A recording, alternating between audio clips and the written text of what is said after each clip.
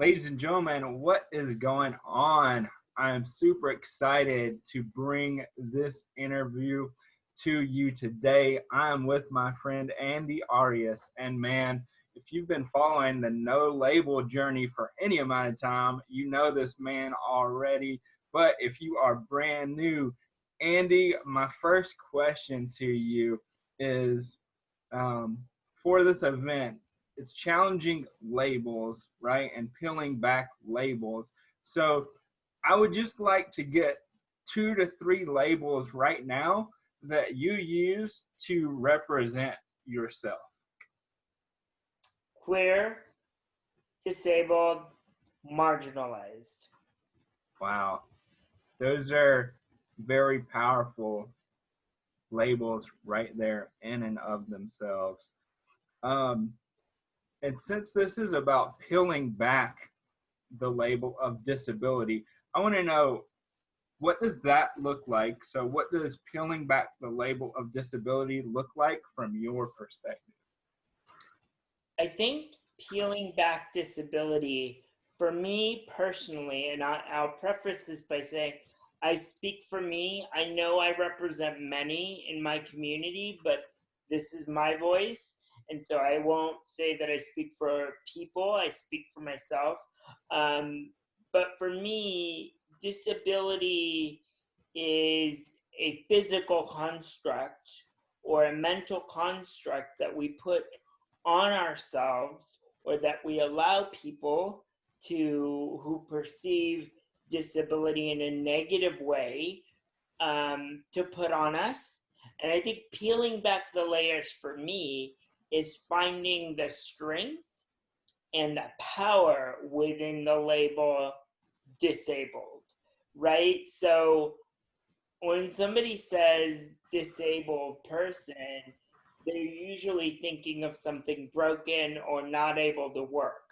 For me, I look at it disabled and be like, that person knows how to do things that somebody who walks doesn't know how to do. They're thinkers, they're innovators, they're game changers.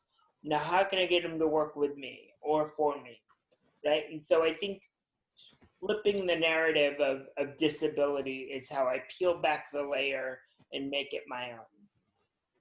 So, flipping the narrative and kind of creating your own. I imagine there have been points in your young life, or even probably up until now, where that narrative has been the societal narrative, and it's been moments where you haven't I don't want to say you haven't accessed strength, but maybe you just didn't know how or know that it was possible in that moment. So what has that journey for you been like to be able to build your muscle and be able to access your own strength to flip the narrative? So I would say that it's a daily exercise, right? You know, as much as the next person, you work out and you bust your butt to look a certain way and to have your body be a certain way. It's the same mental workout with disability, because the world is constantly feeding you this negative, poor you need help, you're helpless language and perception, and you constantly have to like karate chop that daily, hourly, sometimes every 10 minutes. You have to say, no, that is not me. I'm this person.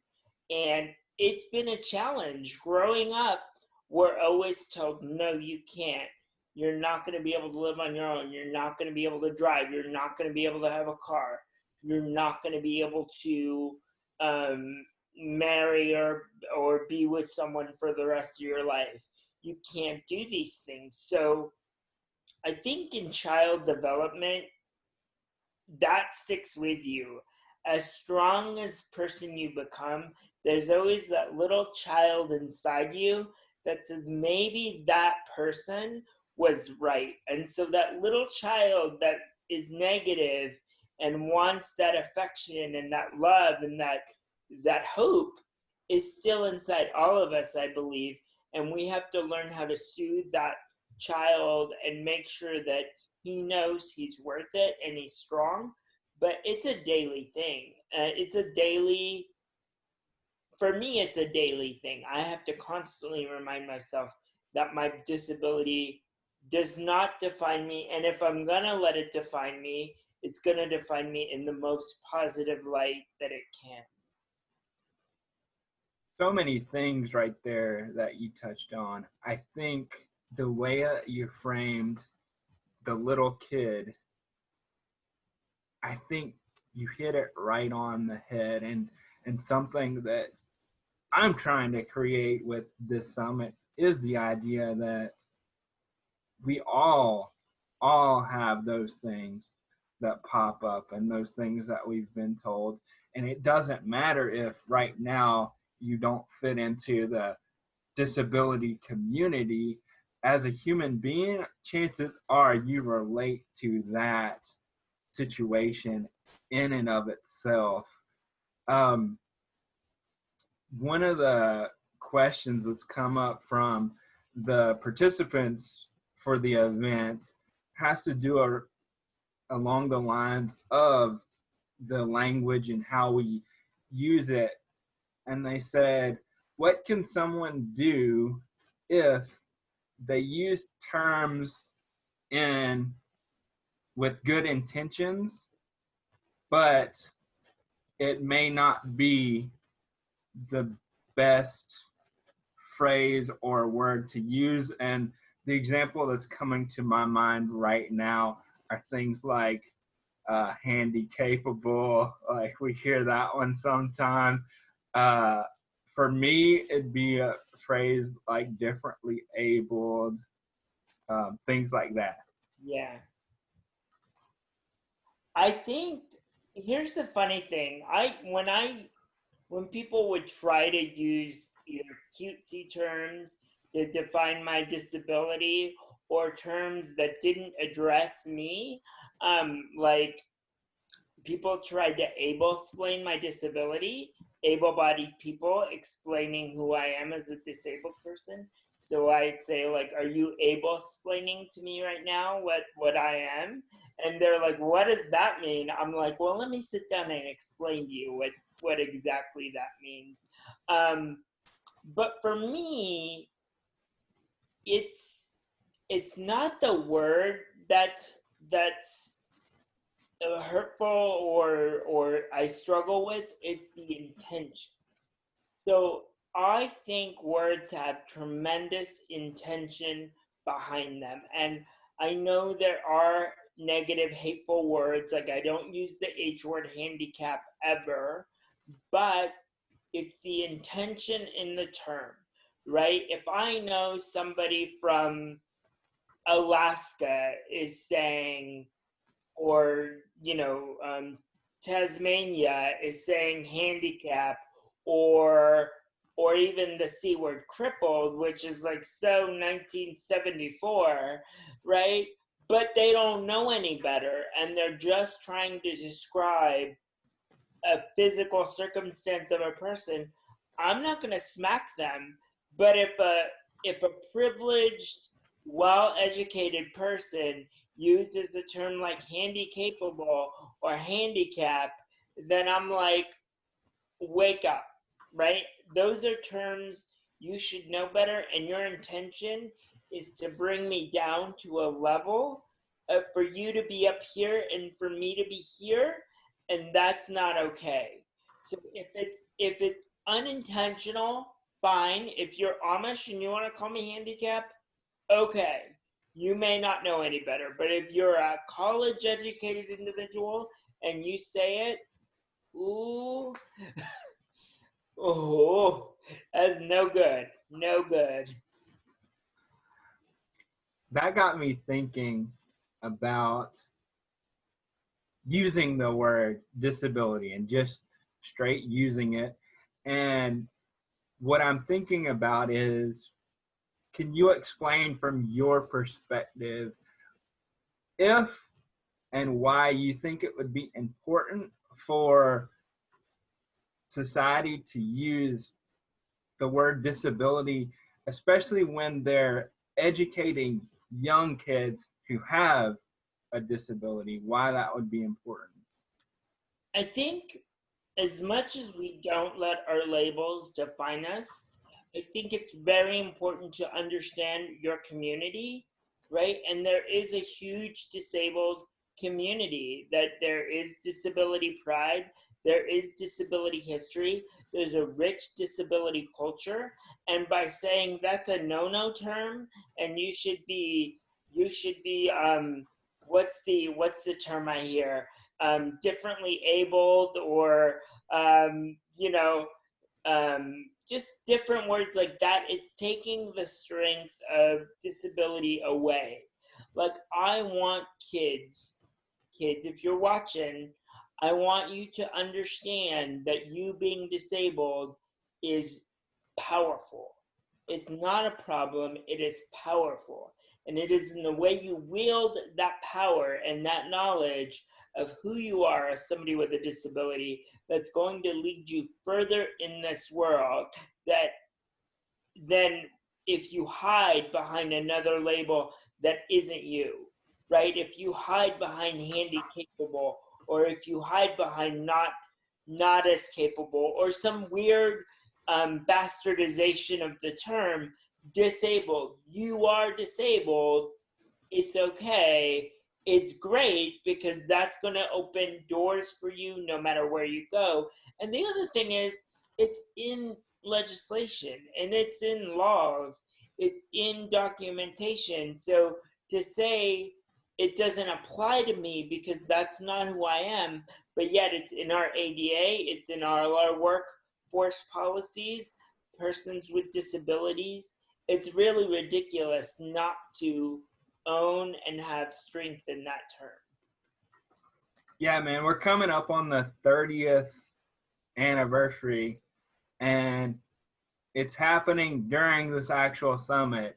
So I'm curious, since you touched on the Americans with Disabilities Act right there, what's an impact that that law has had on your life, and what do you feel like people who may not know much about it, what do you feel like they're missing out on by not understanding it? Well, it is our civil rights law. So if you're a young kid in school and you're thinking about getting a job, or you're thinking about hiring and getting higher education, and you don't understand the ADA, you're really at a disadvantage. And even at a basic level, go on YouTube, figure it out, learn the titles, know your civil rights, because that's going to help you become a stronger, more knowledgeable person. And it's probably going to gain you greater access to other options in your life. The thing about the ADA that I'm thankful for, it has allowed me many opportunities in terms of employment. Like, it's led me on a path of, yes, the ADA is 30 years old, but I'm one of those folks that, as much as I appreciate our beautiful historians of the past, like Judy Heumann, and others like Ed Roberts, I want to take the ADA and put it on another level. There needs to be new legislation for access, and yes, use the ADA as a foundation, as a tool, as a framework, but the ADA doesn't have teeth, right? It has teeth from the advocates and the policymakers that choose to wield it in that way. But as a whole, the ADA right now, as it stands, it's sort of like a little kitten in a cage, just waiting to grow into a tiger or have somebody let it out. But the ADA itself doesn't do anything unless we wield it in the appropriate way. And you can't wield it in the appropriate way if you don't have the knowledge to wield it. So yeah, I'm very thankful for it, but I think it needs a lot of growth for post ADA generations. So how can we use this summit, this interview, as an opportunity to have individuals who don't know about it. They aren't in the disability community, so they don't think about the the civil rights laws for people with disabilities. And let's just be honest, that's just, if it's not part of your everyday life, you're probably not thinking about it, and that's reality. So, what can someone who knows nothing but now wants to be more involved? What can they do to start to make that happen? First of all, I'll preface this by saying if you're not disabled now, you will be. Okay, so let's be real about that. Like, you're either going to age into your disability or you're going to have some tragic accident and become disabled. And I hate to be Sally Sadpants about it, but that's really the truth, right? Nathan and I were born with our disabilities, so we had to deal with it from childhood, but you will have to deal with it eventually, 20, 30, maybe 10 years down the road. And then guess what? You're covered under the ADA because it covers health care and other things like employment discrimination and discrimination against you for a myriad of things. So if you don't know it, you better get to know it before you need to. Like, it's a one piece of legislation that covers the largest population on the planet, and yet because we don't need it, we don't think about it, right? But I encourage everyone at a basic level to Google the ADA. YouTube has wonderful cartoon videos, so you don't even have to read. They have illustrations of Title I, Title II, Title III, and Title IV, right? So it's very easy to figure it out. I think, honestly, here's the thing. People don't care, and I'll give you a little pushback, Nathan. You said because it doesn't exist for them, or it's not in their wheelhouse, or it's not in their realm.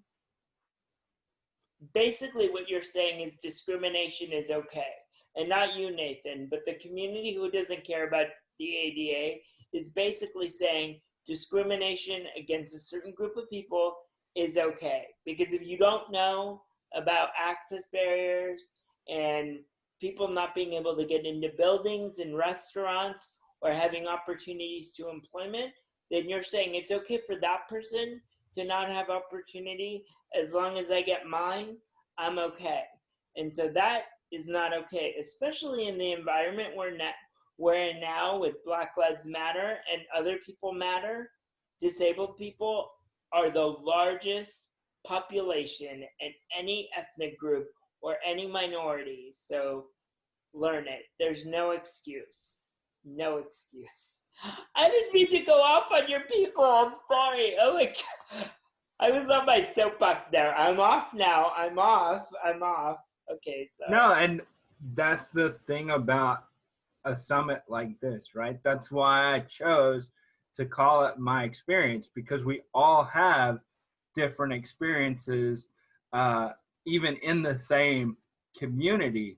And what you are sharing right there is your experience. A lot of people that are going to watch or listen to this are entrepreneurs, they're business people.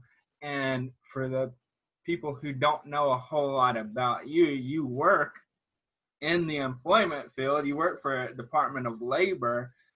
Yes.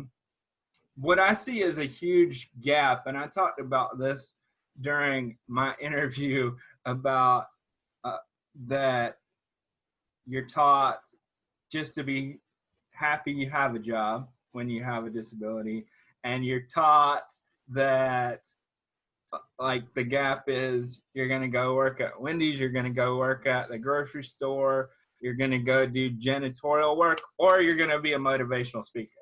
Now, that's a huge gap, skill gap that exists in reality.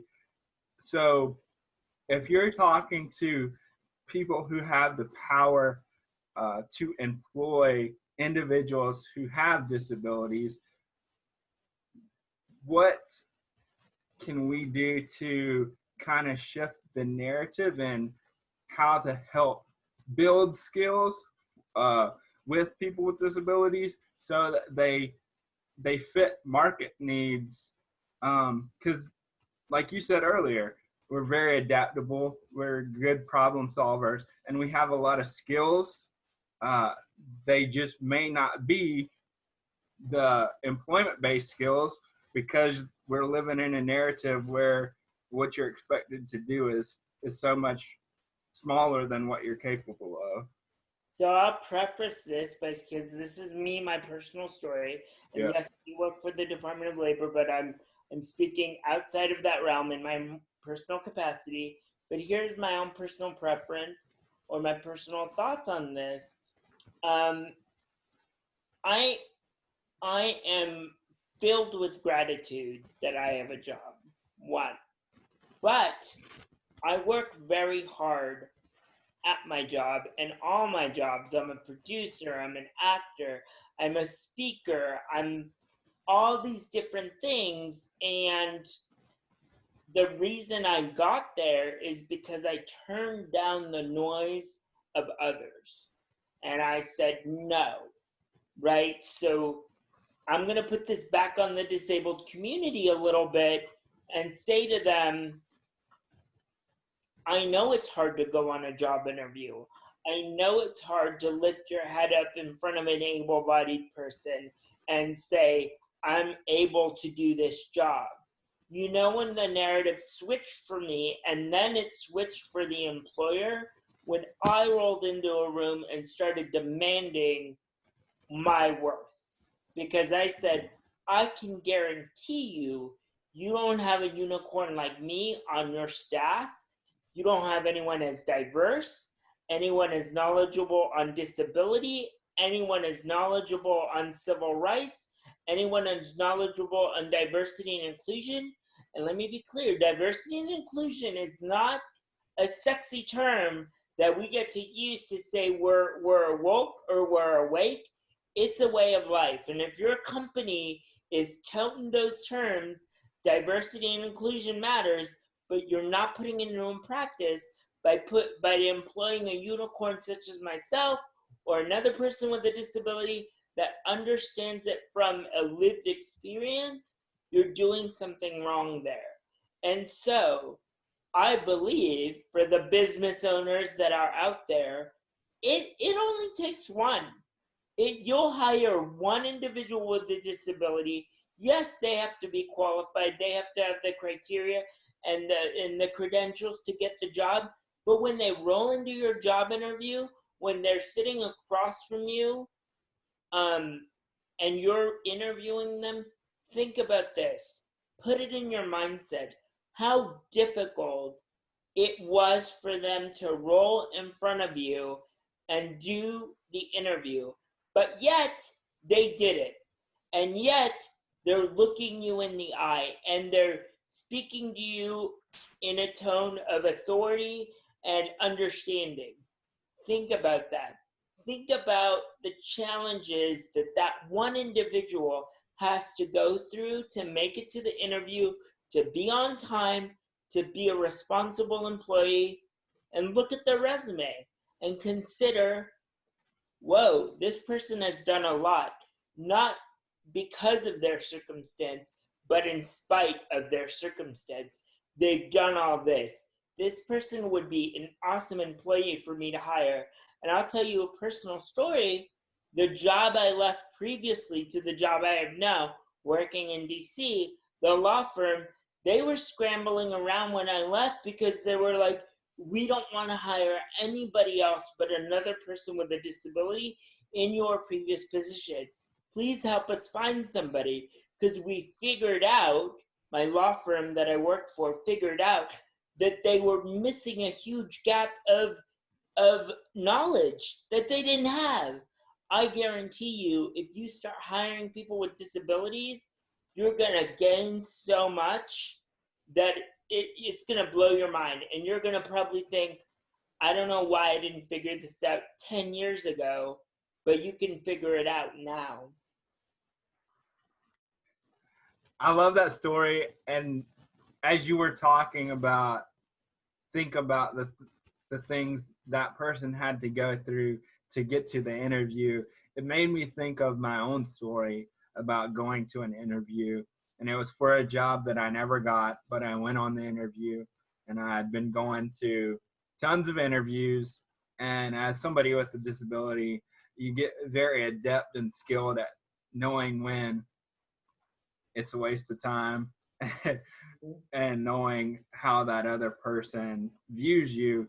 But I showed up one time when I don't remember if this was what had happened. I think I had a stress fracture in my foot, and I had a cast on my leg, and I showed up to the interview in my cast and my walker. I was using a walker because I needed to keep the weight off my foot. So you And, were extra.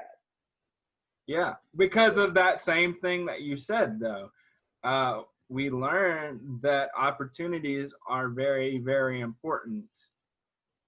And so we figure out the best way that we know at the time how to make the most of the opportunity. And I'll be honest, I stopped going to interviews, and all the jobs I've had for the last 10 years have been by word of mouth. Because I said, I don't want to put myself through that anymore. I don't want people to judge me either because I'm gay or disabled or Latino or all of the above, and them say, like, where the hell am I going to put this guy? And I didn't want to face that discrimination when I flip the narrative and say, yeah, I'll consider meeting with you about this job, but it's on my terms and it's my decision whether I take the job or not. That's when the floodgates open. But I think as disabled people, like you said, we go into an interview and we're so humbled and so nervous. And so, like, we give all our power away in that room to pray for an opportunity to move forward. And the thing is ability comes so much. Like, there's so much ability in this world. Opportunity is so small. There's windows of opportunity. So if you have that power to open opportunity doors for people, that is amazing. And you should utilize that to the best of your ability. Recognize your privilege and start opening those doors for people. I've got one final question for you, and it comes Yes. from an audience member. And I believe that this person actually, no, I got two questions for you because I see this one and I really want to get your take on it. But first, it comes from somebody who works with people with disabilities, or maybe they have family members or people in their circle that have disabilities. And their question is, how can I support people with disabilities in a non-ableistic way? That's a thin line to toe. And you hit the nail on the head by calling it out, right? Do not able explain to people, support them in their own choices, even if you don't agree with them. Because the reality of it is you don't know their life. You don't know what it's like for Nathan to walk up in a walker and a brace because he really wants that job. You don't know what it is like for me to go roll into a room when I'm having spasms of nervousness and trying to get the opportunity. But here's the thing, just support them and encourage them. And don't encourage them in a placated way or like, you go, buddy. I swear to God, if people call me buddy, I want to smack them so hard. I am not your buddy. I'm an adult. I'm a person, you know? So supporting that individual, support them like you want to be supported. Imagine this, someone strips away your ability to communicate, someone strips away your ability to walk. Do you want to be treated like a child or an invalid, which is a horrible term, but I'm using it for context? Do you want to be treated as that, or do you want to make your own correct choices? And if the answer is yes, that's all we as the disability community want, regardless of our ability. Regardless of our ability. So Man, yeah, that's so much truth in that statement. You made me laugh when you said the "Hey, buddy," because I was thinking about for our call today. You called me buddy, but so it just made me laugh. But that is totally true. That that happens.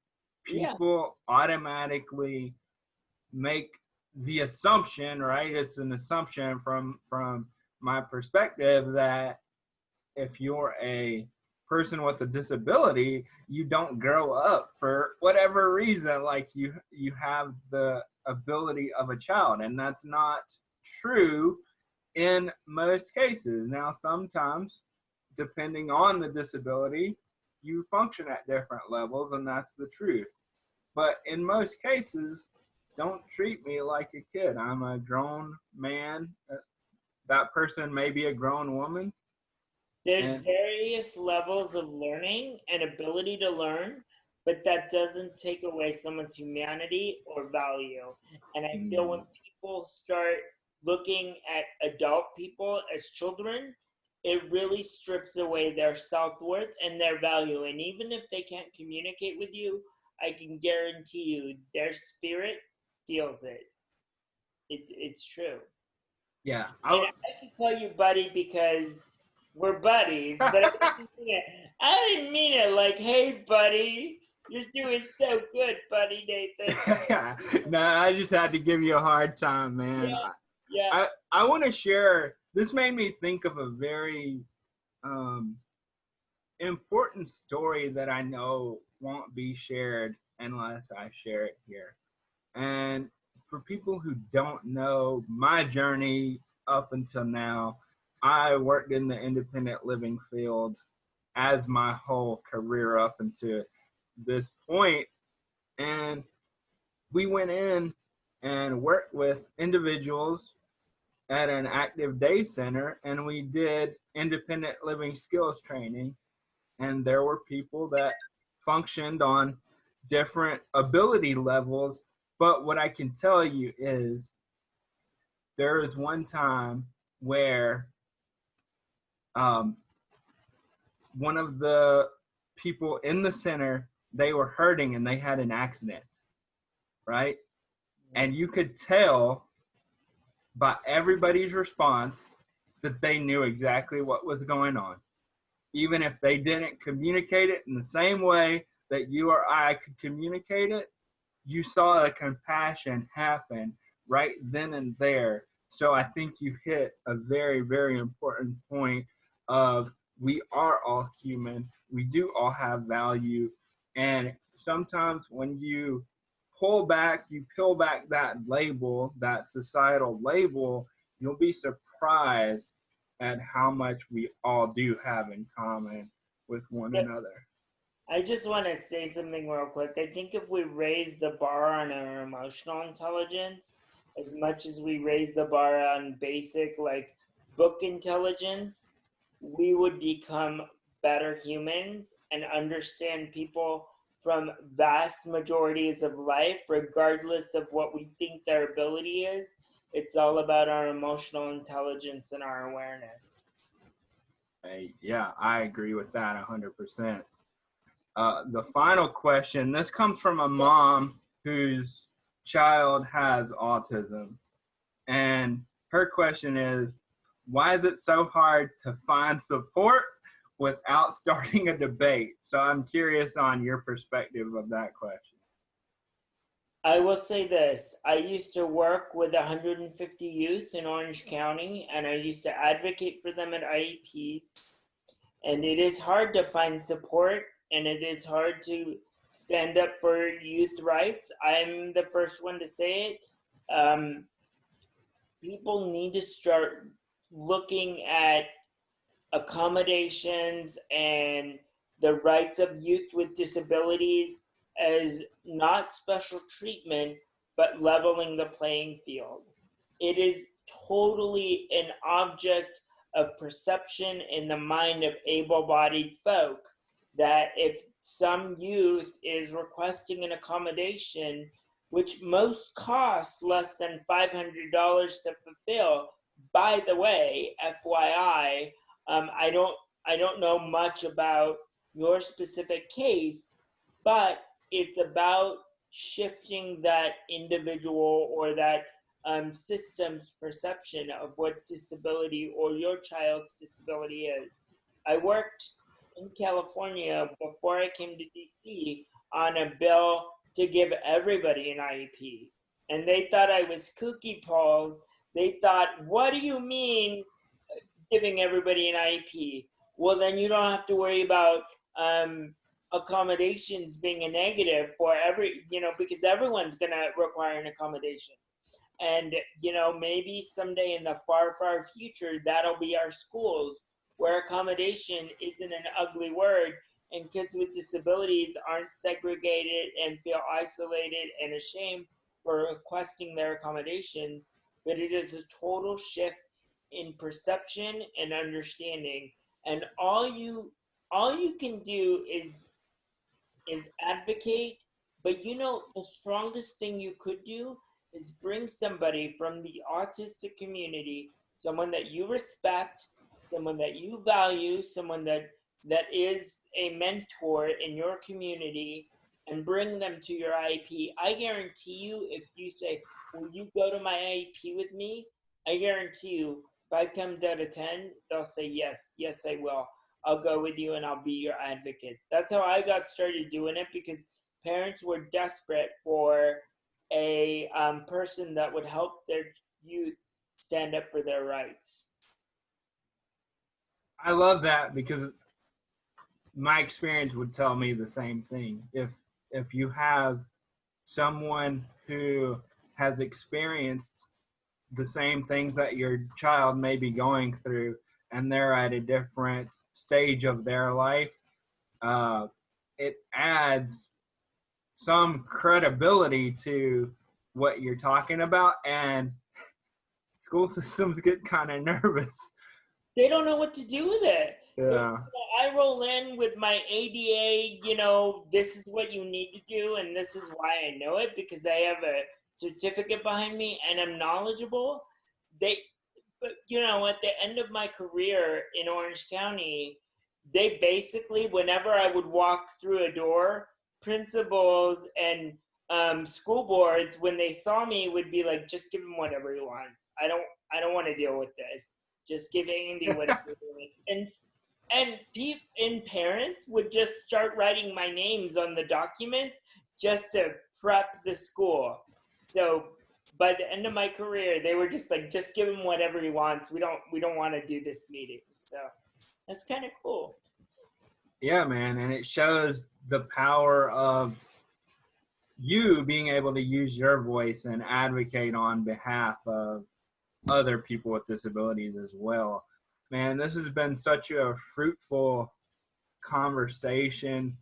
I'm curious, before we go, is there anything that you would like to share? Maybe there's something I didn't touch on that you would like to offer up to the participants, the audience. The floor is yours, my friend. So people with disability come in many sizes, colors, economic backgrounds, LGBTQ experiences. We're the largest population in the world, right? If we really raise up all our hands and say, I have a disability, that'll probably be so many people. It's 1 in 5 now, so that's a lot of freaking people.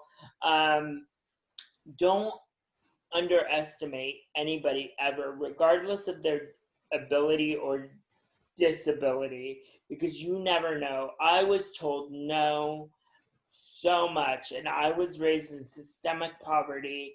I grew up poor as a church mouse. I grew up in foster care. I grew up in families that didn't want me, didn't think I was worth anything, and I had to build that all within myself and within my faith. But there were those angels, those people that came into my life that did believe in me. And one voice of belief is worth 10 voices of disbelief. So you could be that voice for an individual with disability and you don't even know it. So think about that. Thanks so much for your wisdom, Andy. You always bring it, and I always enjoy our conversations. They're real, they're authentic, and I hope that you guys, the attendees, you've enjoyed this. If somebody's watched this and they want to get in touch with you, they want to learn more about you, how can they do that? So you can go to www.andy or the Andy ANDYARIAS.com, theandyarias.com, and send me an email. You can find me on Instagram at Andy's Wheels with a Z, so ANDYWEWHEELZ. And I always answer my own Instagram email. So hit me up. All right, man. Thanks so much for your time. Bye, buddy.